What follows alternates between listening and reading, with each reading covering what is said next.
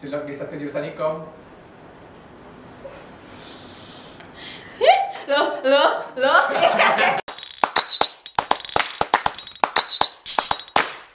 Halo guys, aku Fadil. aku Aisyah. Kami dari Pemorder, Pemberdayaan Organisasi dan Kaderisasi.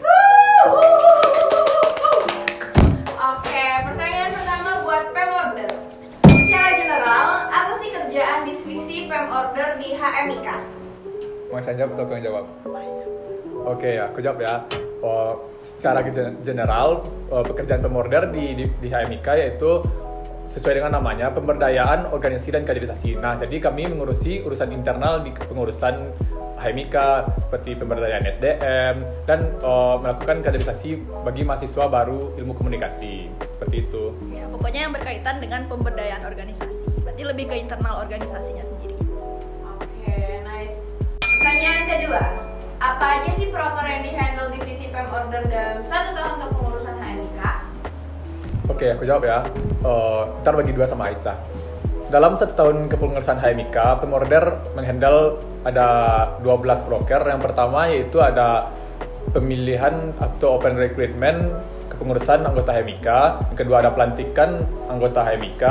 Yang ketiga itu ada Combox, yaitu media bertukar pesan antara mahasiswa ilmu komunikasi. Yang keempat itu ada Advocom atau advokasi komunikasi, yaitu proker yang buat layanan pengaduan 24 jam. Itu ada pengaduan tentang masa kuliah atau cyberbullying dan lain sebagainya. Yang kelima yaitu ada Kafi, yaitu pengkaderan mahasiswa baru ilmu komunikasi. Dan yang keenam yaitu ada Comdev atau Communication Development Goals, acara internal kepengurusan untuk mengembangkan serta rapat kerja di kepengurusan. Oke, selanjutnya mungkin ada open house. Open house ini adalah penyambutan bagi mahasiswa baru. Selanjutnya ada upgrading. Upgrading ini nanti akan dilaksanakan menjelang berakhirnya kepengurusan. Itu untuk kayak sebenarnya berada di tengah-tengah kepengurusan, Abang. Soalnya itu tuh kan untuk membangkitkan semangat anggota kepengurusan itu biar bisa lancar menyelesaikan program kerja hingga di akhir nanti.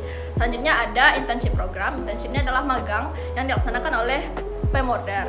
Dan yang selanjutnya ada yang namanya pemilihan komting angkatan. Kemarin ini udah kami laksanakan untuk membantu memilih komting angkatan 2022. Dan yang kedua terakhir ada pelatihan teknik sidang, dan selanjutnya ada MUBES, program kerja terakhir dari Pemorder.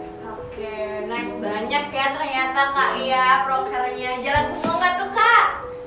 Ongoing. Masih ada beberapa yang belum selesai. Ya, Oke, belum. semoga bisa segera diselesaikan.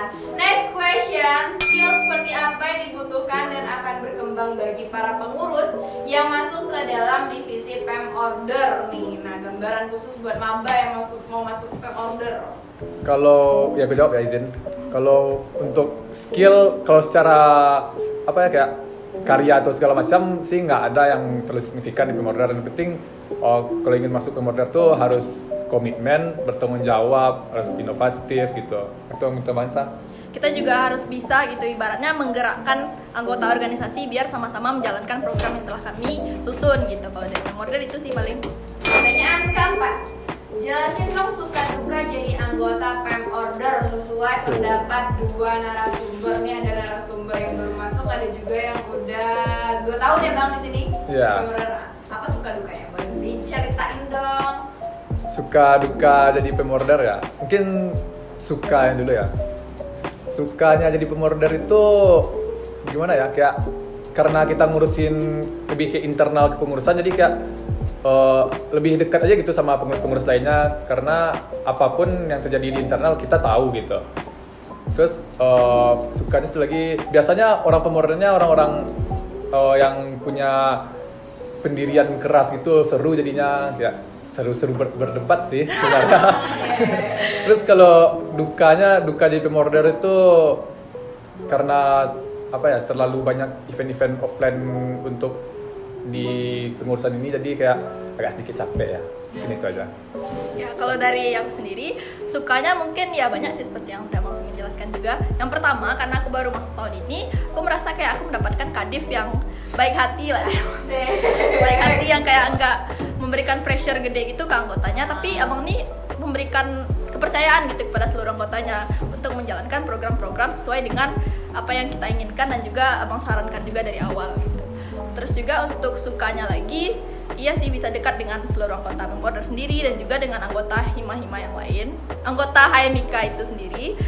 Terus untuk dukanya kalau menurut saya sih lebih ke ya karena kita menjalankan program tuh yang gede, ibaratnya tuh program gede dan banyak gitu. Jadi capeknya tuh bukan capek yang berkontinuitas gitu, tapi capek yang sekalinya kerja tuh capeknya capek banget, tapi nggak terus-terusan gitu. Dan juga sedih kalau, aduh mohon maaf kalau langsung aja nggak apa-apa sekalian. dan juga sedih kalau kalau kita punya program itu kalau kurang inisiatif itu kan kita sedih banget kan bang. Iya. Ya misalnya ngaret datangnya atau mungkin nggak berpartisipasi itu sih kalau dari aku. Oke, jadi catatan ya buat pengurus lainnya gitu, karena kan ini curhatan dari yang mengurus internal begitu ya. Benar sekali. Oke, pertanyaan terakhir. KPM atau KAFI adalah salah satu proker yang dihandle oleh Pemorder. Nah, menurut narasumber, bagaimana sih KBM atau KAFI yang baik dan benar? Silahkan dijawab. Ya, izin jawab ya, tapi aku disclaimer ini pandangan aku ya. Iya. KAFI atau KBM yang baik menurut aku tuh yang sesuai dengan capaian-capaian yang telah ditentukan. Misalnya atau azas-azas yang ada di HMIK. Misalnya kita di HMIK tuh punya 3 azas kan. Ada azas kekeluargaan, demokratis, profesionalitas gitu kan. Jadi kalau KAFI yang baik tuh mau bagaimanapun bentuknya asalkan yang tercapai dalam tiga azas ini dalam acara tersebut, menurut aku tuh udah KAFI yang baik sih gitu. Dan KAFI yang baik itulah KAFI tanpa peloncoan satu lagi. Soalnya sekarang udah zaman 2022 sih, mau 2023, jadi kayak peloncoan itu udah nggak zaman lagi pada saat sekarang ini. Ya benar. Dan aku juga itu sih lebih ke KAFI yang baik adalah KAFI yang nggak mengandung unsur perpeloncoan. Karena kan kita sekarang nggak zaman lagi yang namanya kayak bully-bulian gitu. Dan itu juga bukannya membuat membuat karakter orang jadi lebih baik, justru menjatuhkan mental dan membuat mereka yang di KAFI ini takutnya nanti kayak membangkang dan timbul lagi malah hal-hal buruk yang tidak kita inginkan. Jadi buat adik-adik angkatan 2021 jangan takut KAFI. Oke, pesannya buat anak-anak 21 aja nih. Dan seterusnya. Mungkin untuk yang keluarga-keluarga yang lain ada pesan dan kesannya juga. Kalau untuk terkait KAFI ini kan. ya mungkin ada pesan buat keluarga yang komunikasi yang lain. Aku mungkin minta tolong buat sama-sama kita jor-joran di KAFI ini gitu. Jangan biarin kayak mentang-mentang proker Pemorder ya udah Pemorder aja sih yang datang, Pemorder aja yang ngerjain. Nggak gitu. Ini prokernya kayak kita loh mau nyambut keluarga kita yang baru. Jadi kita harus bersama-sama melihatkan ini loh wajah HMIK kita gitu. Buat minta tolong kayak buat yang lain. Oke. Thank you Pemorder. Tepuk tangan.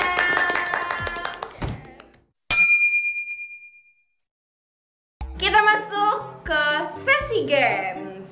Jadi pertanyaan untuk games pertama adalah, pernah nggak ketiduran di ruang tamu? Bangun-bangun udah di kamar. Pernah. Siapa yang gendong itu ke kamar? Pernah, tentu saja, karena kita waktu masih bocil kan sering tidur di mana aja. Nanti pasti bangun-bangun dah di kamar. Tapi kan pernah sekali aku merasa kayak terasa gitu lagi digendong ayah, terus aku masih pura-pura tidur dan nggak mau bangun. Biarin lah digendong sampai kamar gitu. Oh baik, manja ya kamu ya. Pernah nggak cinlok di satu jurusan ikom? Pacaran tuh nggak pernah sama Kalau suka? jurusan. Kalau suka? Itu pertanyaannya jadi double dong. Cilok di satu jurusan ikom. Loh. Pernah. Pernah. Kayak mana tuh ceritanya? Spill the tea dong. Kayaknya ada sih. Jadi cinlok awal-awal maba sih, anak-anak mahasiswa baru namanya, ya baru-baru hype kampus lah kan. Ketemu mungkin sefrekuensi, nggak ada sih sefrekuensi, tapi ya oke lah gitu. Oh, oke Jadi gitu. cinlok. Pernah nggak salah nyapa orang di tempat umum? Pernah, of course. Cukup sering malah. Kenapa bapak? Karena- Bapak matanya rabun? Karena mata rambut pertama, terus kayak semua orang tuh kalau miripnya masih nampak kalau dari belakang gitu. Pernah nampak, senang anggaplah ada nampak tapi mirip Aldi ya. Aldi gitu sini, pas dia ngeliat kan, Aldi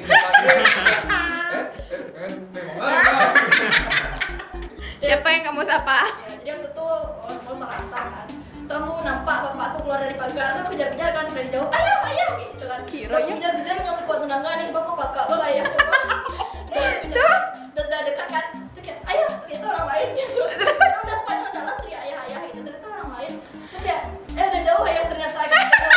Oh bagus ya, pandai mengalihkan ya, kayak baik. Pernah nggak nge-DM selebgram terus direspon? Pernah sih. Siapa tuh? Selebgramnya ada Nismu, ada Atika, ada Oke baik, Vira. baik ya.